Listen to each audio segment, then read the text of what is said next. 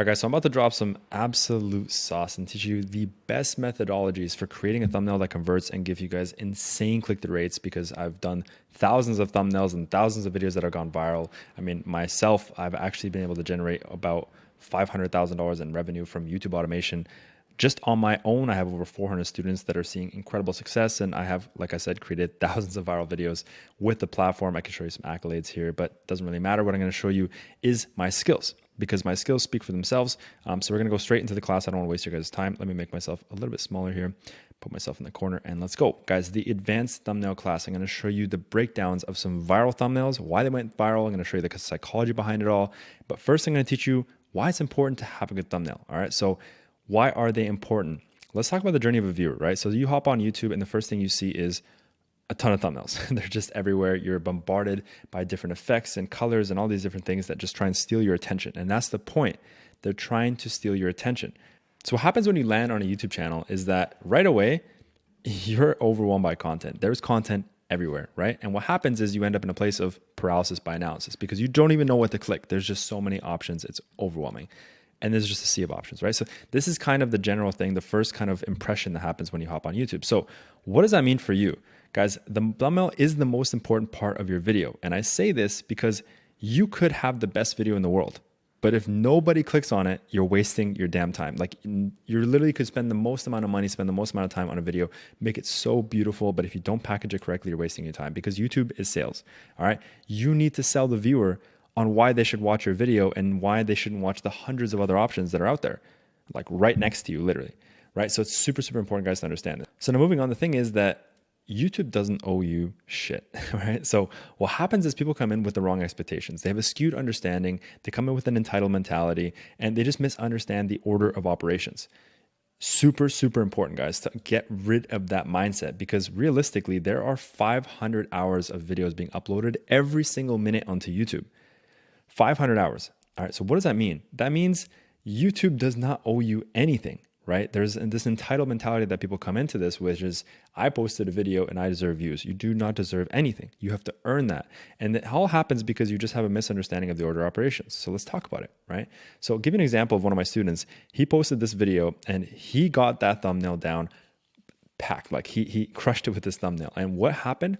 Well, this thumbnail in a matter of 4 months generated $15,000. By the way, he paid about like $75 for this video. $15,000 US in 4 months. That's a pretty good ROI, right? But why did it happen? Because he packaged it impeccably, right? This triggers emotions. This captivates. This screams off of the screen. This is what you need. This is what it takes. All right, guys? So the reason why is because it had a high click-through rate. Now, YouTube has many algorithms, like a lot of different algorithms, not just one. The click-through rate algorithm is extremely, extremely important, all right? So really what it comes down to is the CTR, which is the click-through rate. And that's broken down into two main things, which is your title and your thumbnail, okay? So now, moving on, let's talk about averages so you understand where you stand with YouTube and where you should be. So a low click-through rate is typically between 1% to 3%. A medium click-through rate is 3% to 5%, and a high one is anything 6% and above. If you're in that medium to high, you're likely to go viral, to be very, very honest. So to give you guys a clear example, like if you have 100,000 impressions, 6% of that would result in 6,000 views. And that's kind of how it works. YouTube will give you impressions, and impressions are essentially potential views. So this is how many times YouTube actually displayed your video on someone's screen. So that's how many times it was actually placed and given the ability to get clicked on. So if it was placed 100,000 times and 6% converted, then you got 6,000 views, and that's how it works. So now, guys, let's talk about some killer examples of some thumbnails. So go straight into the video. I'm going to show you guys some examples that I've come across that have just absolutely crushed it. And I'm going to talk exactly about why they did, the psychology, the mentality, the whole strategy, all right? Here's a thumbnail from a court case compilation style channel, right? You see extreme emotion. The guy's just screaming. Let's break it down. So the title is Crazy Reactions of Killers Getting Life Sentences. This is part of the click-through rate. It's very important to have it packaged with appropriate title. So the formula that they did, right? So the owner found clips of extreme emotion and showcased them directly on the thumbnail. They leveraged a split screen style thumbnail to be able to showcase more of the footage the viewer would see if they clicked, all right? This is exactly what they did. These are two different scenes. It's the same scene, but shown in two different snapshots to give much more broad perspective of what the video will look like. It's just showing more of the video, but through a split screen style, which is amazing. Now, why does this work? Well, number one, it creates intrigue, right? So everyone who sees this thumbnail is immediately interested and able to actually draw different conclusions or impressions, right? High emotion is another one, because instead of just using a person who's in court appearing sad or crying or whatever, they use screenshots of someone who's expressing an extreme emotion of anger or insanity, which then just piques much more interest and curiosity. This is the point, guys. YouTube is an emotional game. You need to draw out as much emotion as humanly possible to make sure that your viewers are just captivated before they even click on the video. That's the point. All right, guys, let's go into how you can actually use this for yourself. All right, so the first thing you guys can do is use the split screen style. It works phenomenal. I highly recommend it because you're able to leverage so much more of that real estate that you have through the thumbnail and just express much more emotion and curiosity. All right, so the first thing you do is split screen, and this usually works either showcasing a more specific scene to build up more interest, or it can be used to do it in a before-after fashion. And this also gives contrast of what the outcome could potentially be. So you could put before on the left, after on the right. That's also a really cool thing to just give a much more broad understanding of what the video is about and just entice them a little bit more. The second is utilizing extreme emotion whenever possible. So people are attracted to people and emotion. So the more you can show in the thumbnail, the more it'll pique your audience's interest to click. Capitalize on humans, number one, and emotions, number two. So facial expressions are huge. If someone's screaming or showing pain or sad, these are emotions that people connect to, right? We connect to each other. And so if you're able to connect with people on a thumbnail and then tap in with a really good title with that the packaging is impeccable at that point, they're going to click on your video. That's just how it works. All right, guys, let's move on to another option. Here we have no one can beat a Shaolin master, and that's why. Awesome thumbnail. Let's break it down. So that's the title. What is the formula here? So the owner has done an excellent job at creating a very curious contrast. So the thumbnail shows two different people. One is a monk who's very, very small, and the other man looks like he could take on 10 monks at the same time. But this is where the packaging comes in. But the title states that no one can beat this monk. So immediately there's curiosity and confusion that kicks in. And people want to know how the hell this could be possible, right? How could this little guy take on this guy? Because it just doesn't like it makes sense. And basically this is how people create that curiosity, and they want to know how it could be possible. So between the title and the thumbnail, this is an excellently packaged thumbnail, all right? How does this work and why does it work? So number one is contrast. A fantastic way to build curiosity and interest is through contrast, showing something that is borderline impossible, but just possible enough where they could spend some time on your video to find out, and that curiosity just drives them insane. A hero story is another side that they did here. A topic like this is a simple hero story strategy. So the common David versus Goliath, which everyone loves, you can use this methodology whenever possible if it applies obviously to your niche. All right, so let's talk about how you can actually use this for yourself. So whenever possible, put the least possible winner or solution to look small and not likely to come out on top, and then the opposition to be this bigger, much more grand thing, and then you tie it in with a title that creates a contrast, and in turn, that curiosity, and in turn, the click, right? Guys, let's move on to the next one. I hope you guys are starting to get the feel here. There is a strategy in place here, and there's patterns. You're going to see patterns, and you're going to notice that everything is just based on formulas and patterns. And when you understand those formulas, you can just integrate those into your niche time and time again, go viral. It's fantastic. So this is a great thumbnail. The most feared kid in prison. Beautiful, beautiful thumbnail. All right. So title again, formula. This is overall just a phenomenal thumbnail because of the use of psychology and clickbait. I give this a 10 out of 10 for me. There's so many levels to why this thumbnail converted the way it did. So let's talk about them below. Why it worked. Number one was contrast. Since we are in a courtroom, the color scheme is very expected and predictable. But this creator decided to add a very interesting pop of color and curiosity. He added a very young child with paint on him, wearing rainbow clothes, and a metal chain attached to his neck, being handled by a police officer who has a smile on his face. There's so much going on. Like, check that out. There's just so much going on. I absolutely love it. All right. So it wasn't just the thumbnail that made this work. It was also the title as well. Seeing such a small, innocent looking child and then reading the title where it states that he is the most feared kid in prison, it drives you absolutely nuts because you know this is no way this is real. There's no way that this image is real. But the way it's packaged is just semi-real enough where it just makes you wonder. And it did for 1.3 million people. And he easily made like $4,000 to $5,000 on this video. Absolutely mental, guys. All right. So how can you use this for yourself? Well, this is a touchy one because it's simply strictly relying on clickbait. So this one is just strict clickbait.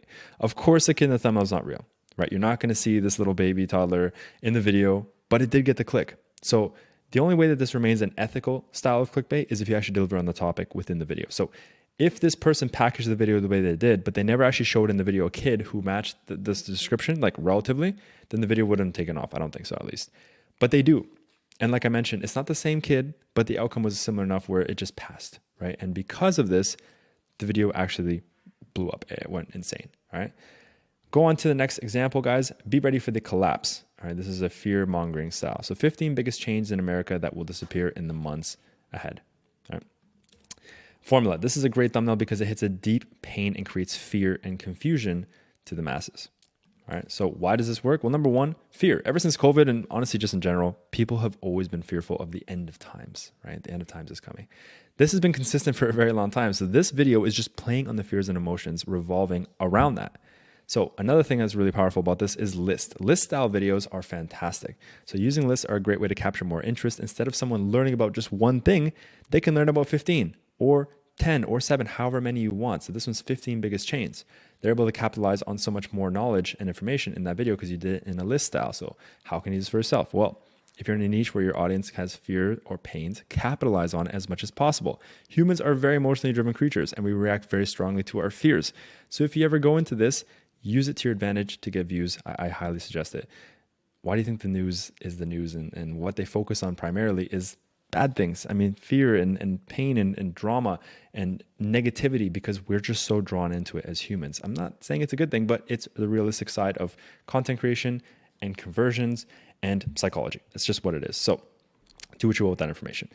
Let's now move into the worst performing thumbnails. Now, I want to preface, guys, I don't want to bash these thumbnails. They're not that they were horrible or shit. I just tried to find some other thumbnails that were missing some ingredients. So it's not necessarily that these are the worst thumbnails in the world.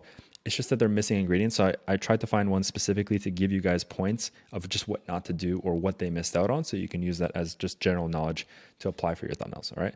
Lucid Air hits road. Okay. This Lucid Air Grand Touring luxury EV hits the road, 1,050 horsepower. All right. So let's talk about this one. So that's the title and why it flopped. So there's a few reasons what it flopped. Number one, there's a cardinal rule of not repeating the title in the thumbnail, and that was broken. Your thumbnail is precious real estate, and you want to use it as intentionally as possible. So why is it that it says Lucid Air hits road, and then the title says Lucid Air hits road? You just doubled up, and you're missing out on time, or sorry, real estate, to leverage that and add more emotion, add more curiosity. Number two, underutilizing the potential of the topic in the thumbnail. It will be so much greater to emphasize the insane horsepower of the car. Like 1,050 horsepower is no joke. That's insane. So find a way to express that would definitely have drawn the eye over to this thumbnail a lot more than just saying hits road. Right? There's no curiosity created in general though, like literally none. There's just a statement that the car is out. Always remember, guys, we're here to sell. We're selling our videos to the audience. We need to convince them to click. Always take that into account when creating your thumbnail every single time. We're selling. All right.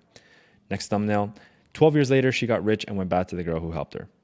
So the title is, the woman gave $30 to a street girl. 12 years later, a millionaire rang her doorbell. Why flop? A few reasons. Number one, there's way too much text in the thumbnail. Not only that, it's also very, very small to read, and it's just not a good combination. Remember, most thumbnails are being viewed on mobile, so you need to make sure everything is very, very clear as the audience is scrolling.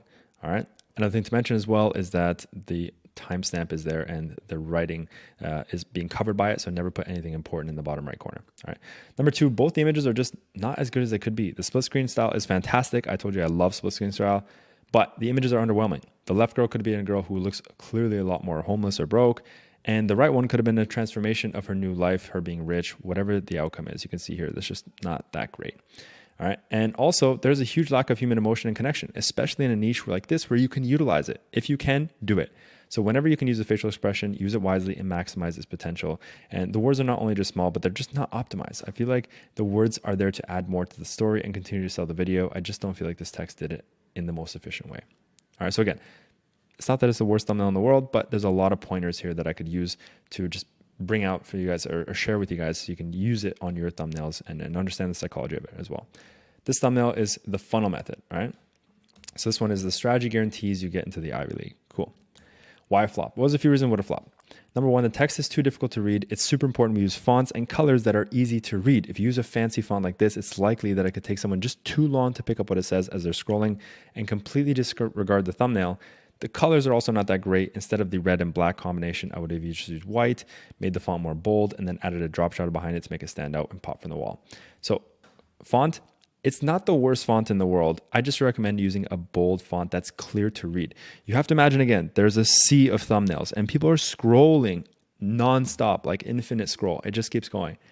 If someone sees your thumbnail, and yes, it could pop out because there's some cool graphics and stuff. If it takes them more than 0.1 seconds to read your thumbnail, read the text, they're gone. They're lost. You lost the sale. You got the impression, you lost the sale. And that's not a place you want to be. So you want to make these as simple as possible, as legible as possible. So the funnel method's fine, but also look at the way that it just pops. It doesn't really stand out and pop too well. Like if you look really from far as it would look like on a mobile, it's really, really small. Or it's really hard to read because the letters are very thin. So I'd recommend going thicker.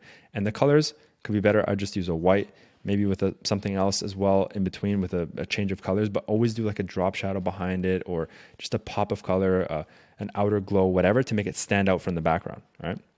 Another thing I mentioned here as well is that there is emotion, but it's hidden by logos. He's missing out on being able to capitalize on his facial emotion, which could have drawn in a bigger audience. So can't really see his face. And last thing here, I can't see the arrow. It's basically useless, again, showing the importance of colors and displaying of everything. You didn't even notice the arrows here. It's so small or so thin. And again, it doesn't stand out. There's no layers and dimensions to this thumbnail. All right.